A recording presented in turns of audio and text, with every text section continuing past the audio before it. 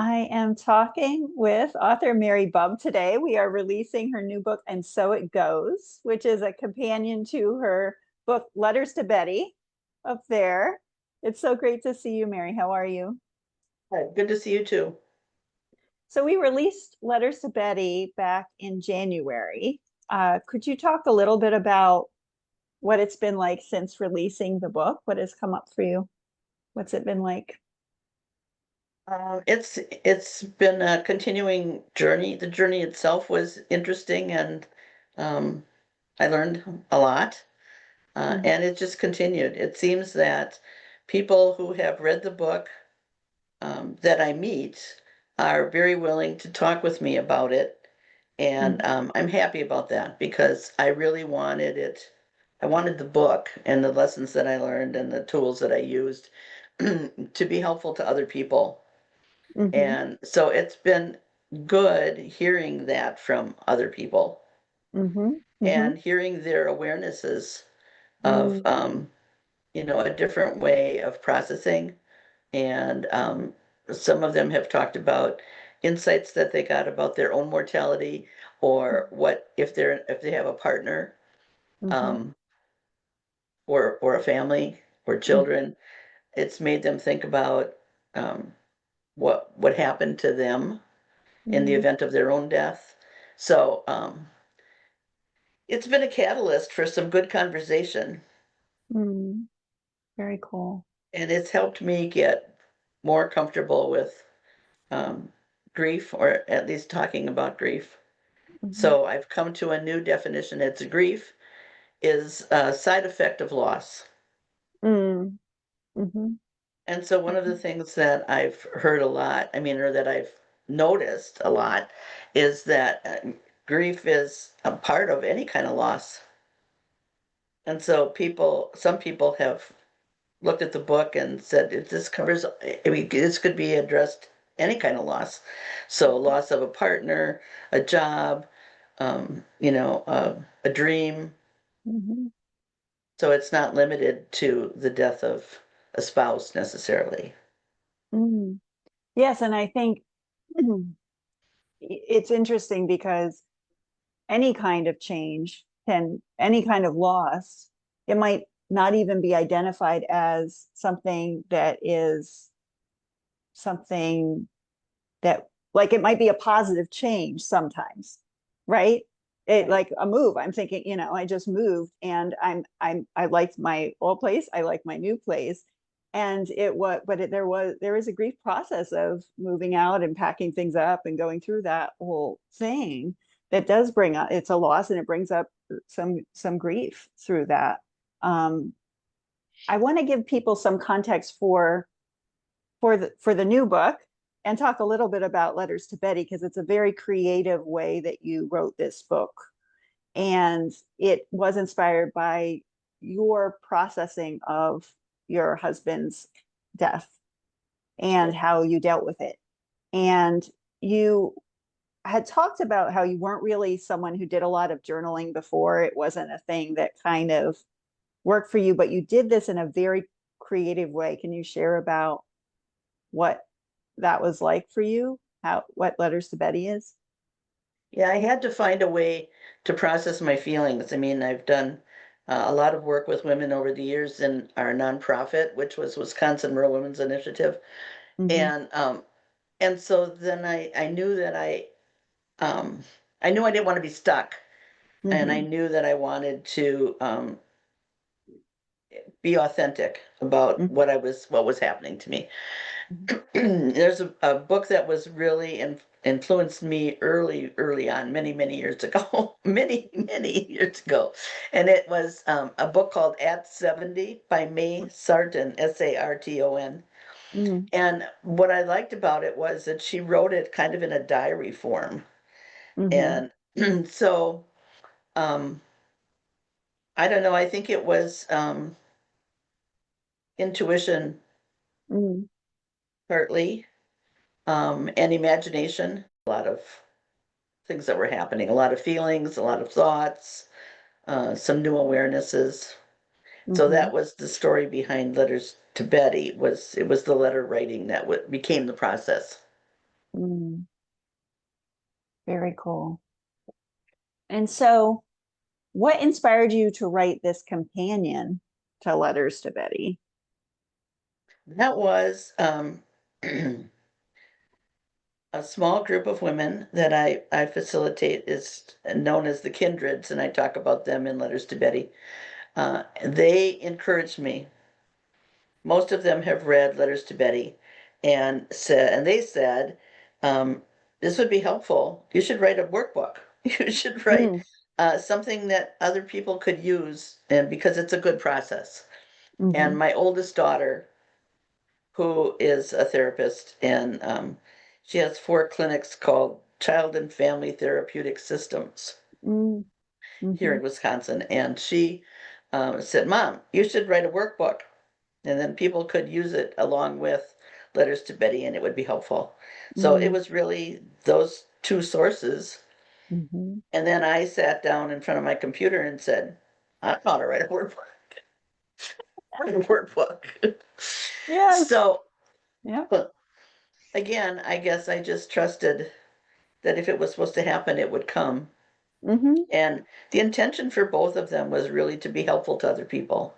hmm So I think it's important to share our stories.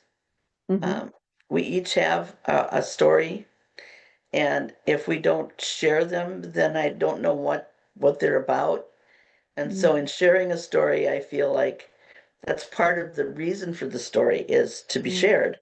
hmm And that got me into thinking about what were the parts in the book Letters to Betty that would be valuable to share. And hmm so that's what I did in And So It Goes. hmm And the title, And So It Goes, came from my mom, who's long passed. Um, and she used to say that all the time. Wasn't mm, a big talker. She was rather stoic, Eastern European woman. hmm And but she would often say when she was done making her point, she would say, and so it goes. And that was the end of the conversation. hmm So um, I thought that I didn't want to say that's the end of the conversation. For me, and so it goes means that there is more to the conversation. Right. And so it's kind of a tribute to my mom, but That's also, and so it goes is that I thought that there was more to be said. I wasn't ending it right there. hmm Right. And so I want to talk a little bit about what people can expect with And So It Goes. Each it has different sections and it does do some quoting from Letters to Betty. So it is helpful to have the Letters to Betty book as well as this book. Um, and it has different exercises or activities that people could do either by themselves or in a group to help with processing grief. Um, it also has little bits of wisdom and different things that people can reflect on or have conversations about, or you could use yourself for journaling. Anything else you want to share about what's in the book? I think part of what's in the book are the some of the things that I used in Letters to Betty were um, another thing that came out of my imagination, I guess, was called the grief box. Mm, And the grief box is just an imaginary box for me that mm, stores all of the emotions that we mm, go through. And mhm, we can choose to look into the grief box on any given day, or we're having an emotion, we don't know what it is, we could pull out something from the grief box and say, ah, that's mm, what I'm feeling today. Or sometimes the grief box falls off the shelf and all the emotions are everywhere. And then we mm, have to deal with all of it. mhm, And so the grief box was just a good place to store those things. mhm, Also realize a good way into the process that um, the grief box could also hold things like happiness and mm, gratitude and those kinds of things. So the grief box didn't always just have to hold sadness or melancholy or loneliness or all of those mhm. things. So Right. the grief box almost became a character in the book and Mm, followed through almost all the letters. Mm, And then I think it's important, well, it's important for me to use metaphors and symbols. mhm, Metaphors, particularly, I think help me put words to a feeling or a thought that I am struggling with.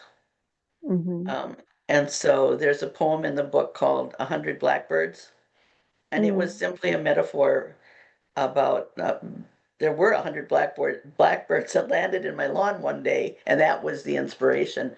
But the gist of it is that they all came to eat. They called other people, other birds came, mhm, and in the end, what do we do with that leftover feast? And are we willing to share it? And so the feast is the process or the story of our own, again, our own life. And are we willing to mhm, share it? So symbols and metaphor are important. Words became very important. My mhm, vocabulary lexicon grew by leaps and bounds because I mhm. would think of something and then I'd think of a word that I hadn't thought of for a long time. And then I would look it up, and Merriam-Webster got to be a real good friend of mine. Yes. And so it was important, I guess. I learned that it was very important to be as clear as I could be with words. And Mhm, I wanted to use the right words, even if they weren't always words that were common words. mhm, There's a word in the letters to Betty, there's a word called morbs, mhm, Morbs. And it's just simply a word, it's an old Victorian word, and it means sudden sadness or being mhm, overwhelmed with melancholy. And mhm, that's really how grief is. I mean, we have no idea. We can be, sometimes I can be at the grocery store or walking down the street or, taking a walk and suddenly I'm teary. So mhm, grief is no respecter of time or place. mhm, It just happens when it happens and it lasts as mhm, long as it lasts. mhm, So those are a few of the things I think that are explained in and so it goes.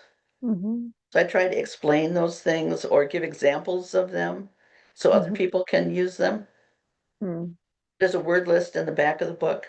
mhm, I've also come to understand that one of the exercises is you look at the word list and pick words that you're experiencing or feelings that you're having right now, mhm, and then go back to the word list again and say what other words are connected to that because no one word is just standalone. Every word has another word and another word and another word.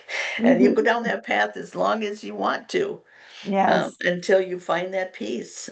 So, sadness, you can say, well, I'm sad, but then what else? What's underneath the sadness? And then what's underneath that? And what's that? So, sadness can also be attached to melancholy or depression or whatever it is Mhm, for you. So, mhm, that's one of the exercises. mhm.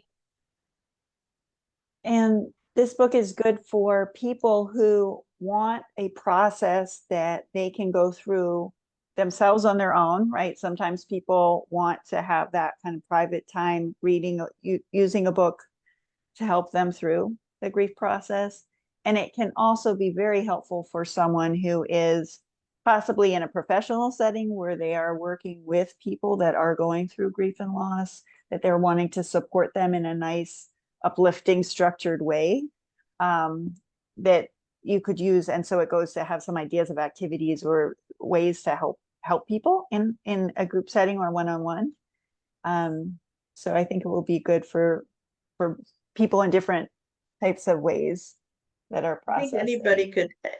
could pick up almost look at any one of the parts. It's divided into parts, and so part one, part two, and it would you can almost pick out any one of them and do that with a group rather than you don't think you have to do it in sequence, I guess is what I'm trying to say. Mm, It's helpful because in the beginning it explains the definitions. There's some definitions for being a companion, mhm, what it means to be a companion, mhm, and what process is. mm, But I think anybody can kind of just pick it up and page through it, or even just read the wisdoms Mhm. and find something there. It's a little book with a lot of stuff in it. Mhm. Yes, and I talk about this a lot, that this is, how many pages is this book? This I book think it's is 80, 47. 47. Yes. So I love short books. I'm a big fan because we're in a time where we need, especially if you're going through grief or loss, you want to have something that will support you. And you might not have the bandwidth to read a 300-page book at this time or take on a big thing, but you could flip to a page and go, okay, what's on this page for me today? Right. And so it can be very powerful support without a lot of work on the end of the person that's needing that support today, which is great. Well, I think anybody, even, a teacher or a coach or even, I talked to some women funeral directors um, Mhm.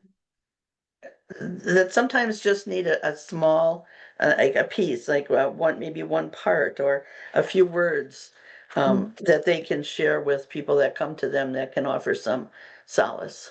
Mhm. So I think it's very usable. I Mhm. hope. That's Mhm. my intention is that it be Mhm. usable. Yes.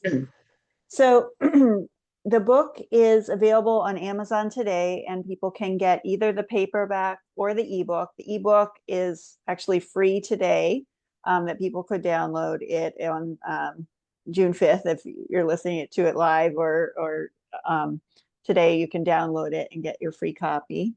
Is there anything else you want to share with our listeners, Mary? Anything else? No? Okay. I hope them all soul peace in their soul. Mm, that's beautiful. Thank you so much for taking time today, Mary. Thank you. Appreciate you.